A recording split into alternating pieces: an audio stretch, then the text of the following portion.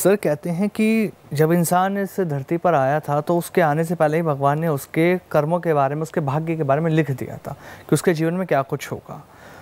और जब बात भाग्य की आती है, जब हम ज्योतिष पर विश्वास करते हैं, अगर हमारे जीवन में कोई भी उतार चढ़ाव आता है तो हमें एक सहारा दिखता है कि अगर ईश्वर है तो ये ज्योतिष है, जो सीधा कनेक्शन है ईश्वर का इनसे, ये हमारे जीवन को बदल सकते हैं।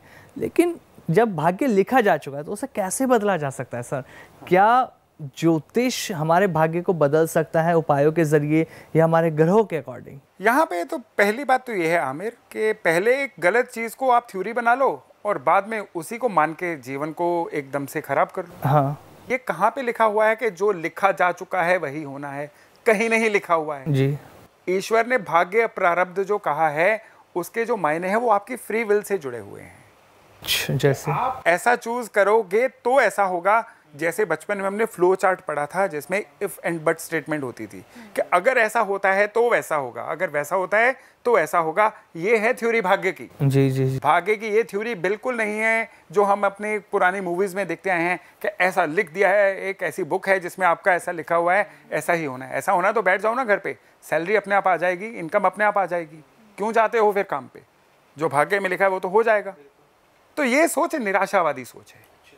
भाग्य क्या है? आपकी जन्म कुंडली क्या है? जब आप पैदा हुए, आकाश का नक्शा वो आपकी जन्म कुंडली है।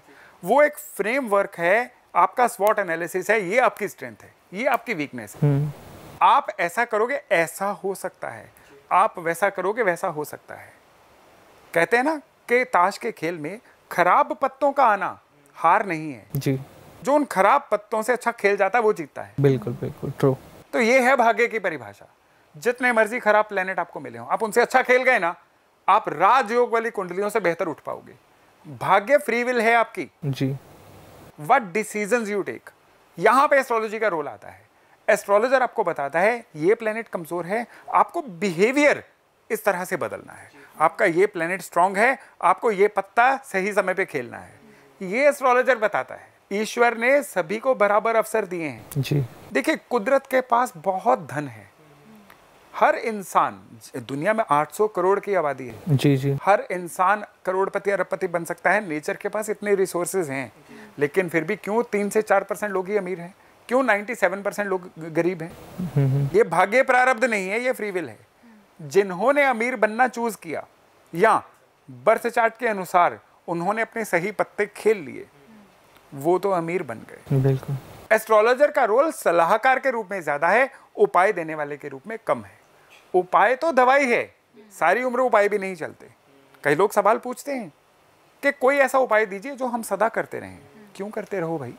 दवाई सदा खाते हो, उपाय क्यों सदा करते रहोगे?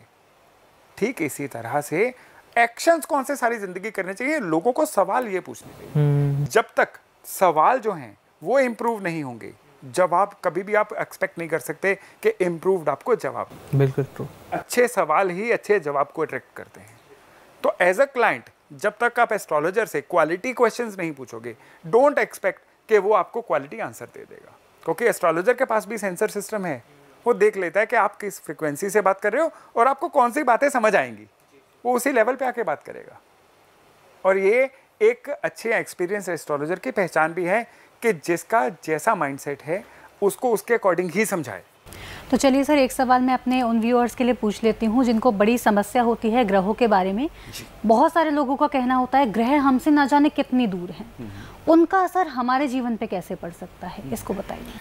देखिए, सबसे पहली तो बात यह है कि जो लोग इस तरह की शंकाएं करते हैं, वो उनका दिल अपने आप धड़कता है या पलकें अपने आप झपकती हैं, या रात को सोते हुए मेटाबॉलिज्म हमारा जो है किस तरह से वर्क करता है, बॉडी किस तरह से खुद को रिपेयर करती है, इन चीज़ों के बारे में उनकी थ्योरी क्या है।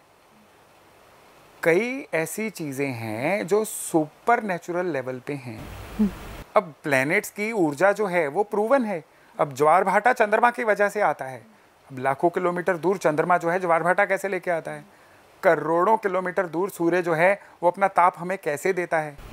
अगर वहाँ से हमें रेज मिलती हैं तो प्लैनेट्स तो फिर सोलर सिस्टम के बड़े नज़दीक हैं, क्यों नहीं मिलेंगी उनसे? और आप शुक्र देखिए, शुक्र तो हमें दिन का तारा या रात का तारा कह के हमें नेकेड आई से भी दिखता है, तो उसकी हमें रेंज क्यों नहीं मिलेगी? मिलती है, और ये टाइम टेस्टेड प्रूवन है। इसका जवाब मैं और सरल भाषा में देना चाहूँगा कि एस्ट्रोलॉजी एस्ट्रोनॉमी से ही निकली है। एस्ट्रोनॉमी क्या है? खगोल विद्या। प्लैनेट कहाँ पे कैसे चल रहे हैं उसकी रीडिंग एस्ट्रोनॉमी है, जो इसरो या नासा करते हैं, यही तो एस्ट्रोनॉमी है। जी जी। हमारे जो बुजुर्ग थे, हमारे जो ऋषि थे, हमारे जिन्होंने वेद लिखे, जिन्हें ईश्वरीय ज्ञान था, ये एक दो दिन की बात नहीं है। पीढ़ी दर पीढ़ी हजारों सालों तक उन्होंने चीजों को नोट किया। उन्होंने देखा कि जब चंद्रमा अमावस के बाद निकलना शुरू होता है, तब अगर फसल में बीज डाले जाए तो फसल अच्छी उगती है। तब भी से राइजिंग मून का कॉन्सेप्ट आया। उन्होंने पीढ़ी दर पीढ़ी देखा कि जब ऐसी ऐसी ग्रहों की मूवमेंट होती है तो जीवन में इस तरह से घटनाक्रम प्रभावित होते हैं। एस्ट्रोलॉजी की ऐसी तो शुरुआत हुई। तो एकदम से बैठे हुए एकदम से चीजों को निगेट कर देना, स्केप्टिक हो जाना, ये केवल अज्ञान का लक्षण है। कई लोग कहते हैं मैं नहीं मानता। जब उनसे पूछा जाए कि आप जानते हो, तो जानते भी नहीं है। मैं नहीं मानता कहने से पहले क्या मैं जानता हूं, इसको जानना जरूरी है।